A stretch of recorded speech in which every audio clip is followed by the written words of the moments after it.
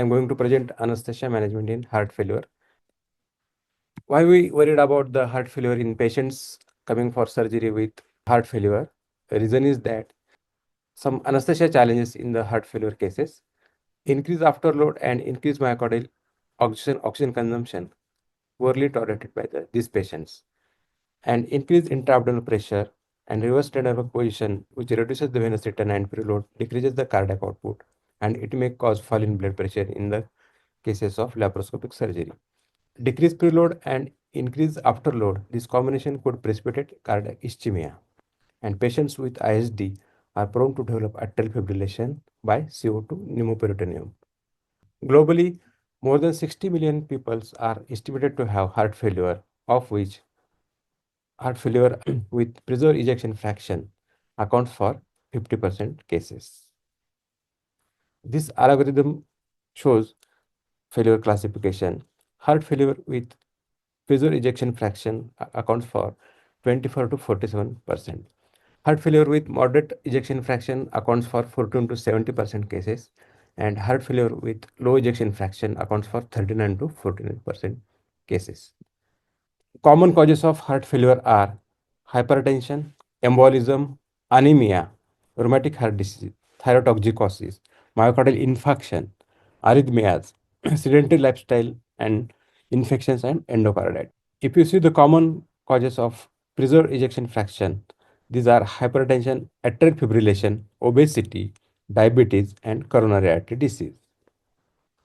Signs and symptoms of the heart failure are as follows. Symptoms are fatigue, decreased exercise tolerance, exertional dyspnea, orthopnea, paroxysmal nocturnal dyspnea, ankle swelling, and signs are increased jugular venous pressure, laterally displaced apex beat, fine basal crepes, third heart sound, and pitting edema.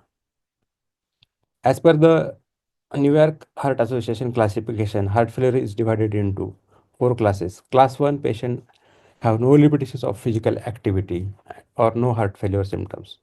Class 2 patients have mild limitations of physical activity or heart failure symptoms with significant exertion and comfortable at rest. Class 3 patients have marked limitations of physical activity, heart failure symptoms with mild exertion, only comfortable at rest. And class 4 patients discomfort with any activity and heart failure symptoms occurs at rest. So for diagnosis of heart failure, we need to take history of patient thoroughly, do proper clinical examinations, and in blood investigations, we can take the help of NT-proBNP. Is very useful. BNP is a neurohormone. It is secreted by the left atrium, left ventricle, blood vessels, and it is first found in the brain. So it is labeled as a brain natriuretic peptide or BNP.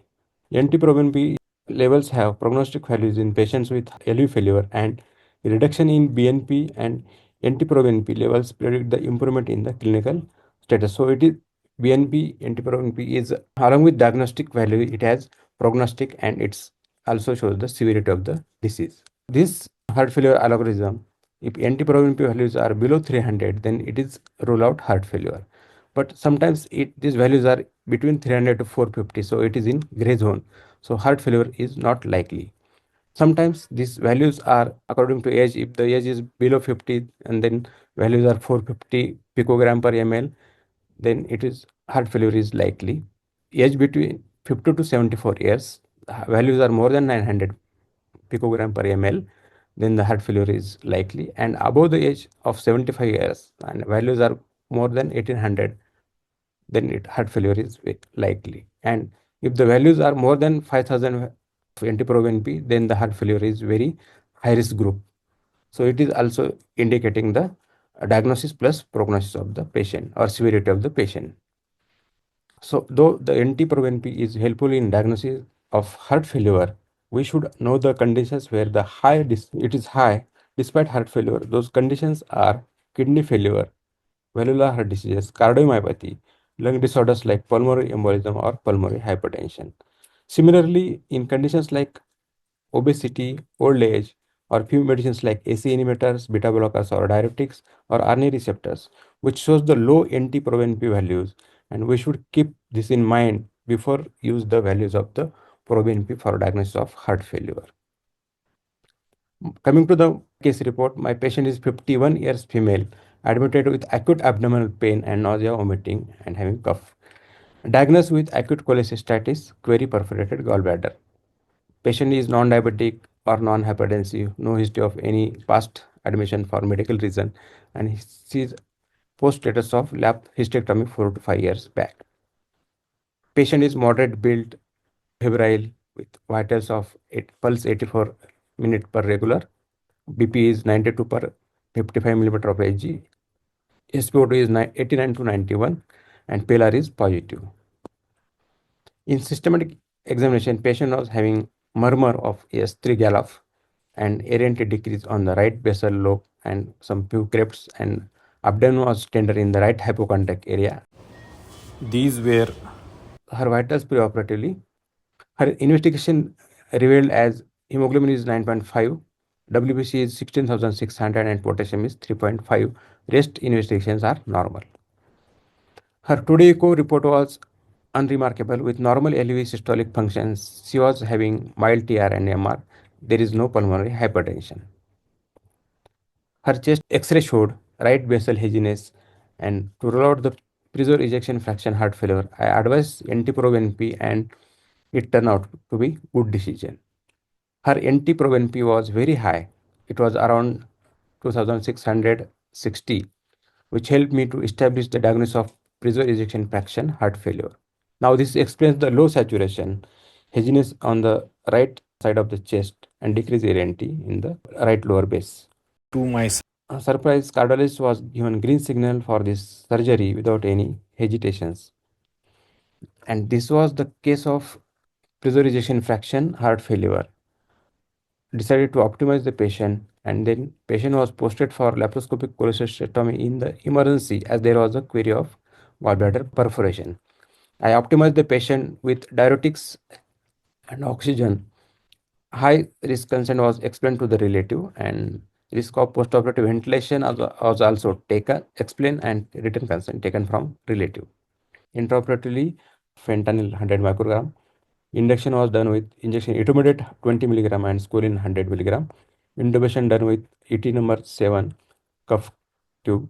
She was put on IPPV with low flow anesthesia and maintenance with oxygen, air, and isoplatin of 1 mg.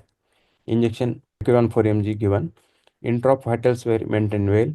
Procedure was uneventful. She was given reversal with injection myopyrrolate as there is good respiratory recovery. Hence, I extubated the patient on table. This image shows the intraoperative hemodynamics. Quoted by Sherlock Holmes, when you have eliminated all which is impossible, then whatever remains, however improbable, must be the truth. As an anesthesiologist, your job is to see the clues which direct us towards a diagnosis and then treat the cause for better preoperative outcome. In this case, though the cardiologist didn't diagnose the heart failure, but low saturation with normal LV systolic function prompted me to get done NT-proBNP, and it helped me optimize the patient with excellent postoperative outcome. Take home message for today's talk is pick up the trivial signs of heart failure like low saturation, and NT-proBNP is the best diagnostic tool for diagnosis of heart failure. Preserved ejection fraction heart failure is more common than we think. And optimize such patients with diuretics, NTG, oxygen. Believe in yourself and don't go always with cardiologist opinion. Thank you.